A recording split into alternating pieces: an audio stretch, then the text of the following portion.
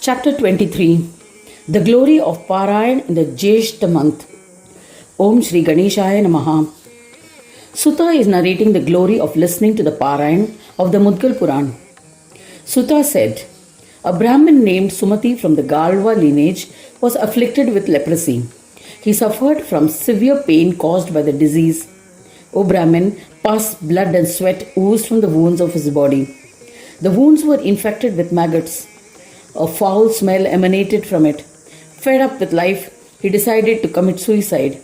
In order to get relieved of obstacles, he initially remembered Gajanana. Just then, the greatest among all Brahmins, who was verily Agni himself and learnt in all Shastras, Dhaumya Muni arrived there.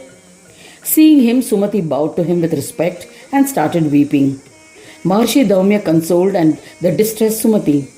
He said, do not worry and do not even consider suicide. Listen to the Mudgal Puran with faith and devotion and you will be cured of the disease. The Mudgal Puran has a power to bestow all siddhis and union with the divine to the listener. Come along with me in this instant. Saying this, the eminent Muni Dhaumya took Sumati and his relatives to the ashram of Pulaha. Pulaha Muni was surrounded by other Munis. The all siddhi bestowing Jyeshtha month dawned soon. Yogendra Pulaha was extremely happy. The narrator commenced the recitation of the Mudgal Puran on the fourth day of the Shukla Paksha to the innumerable devotees who had assembled. O intellectual one, all of them had observed a fast. They were listening to the Purana with single pointed focus. Pulaha too was a part of the assemblage. Sumati and Dhaumya Muni too had observed a fast and contemplating on Ganesha were listening to the Puran. The Parayan was completed on the fourth day. On the fifth day, all the Ganesh devotees, including Pulaha Rishi, broke their fast. Sumati had become leprosy free. Everyone assembled was surprised and happy for him. After offering pranams to Pulaha Rishi, he returned along with Dhaumya Muni to his ashram. Sumati bowed to Rishi Dhaumya and said, O eminent Muni, you are my guardian and inspiration. There's no doubt about it. What can I do for you? O Guru, I have surrendered this body to you. Command me and I shall always obey. Dhaumya Muni replied, sing bhajans of Ganesh and Mudgal Puran with faith and devotion. By doing so, you will make me accomplished. Mahayogi Dhaumya returned to his ashram. Since then, Sumati commenced the worship of Gananatha and the Mudgal Puran regularly.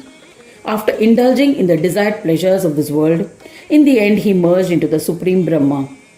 This is the reward of the Parayan of the Mudgal Puran done in the month of Jyeshtha. O pious devotee, I shall narrate one more astonishing event that occurred there.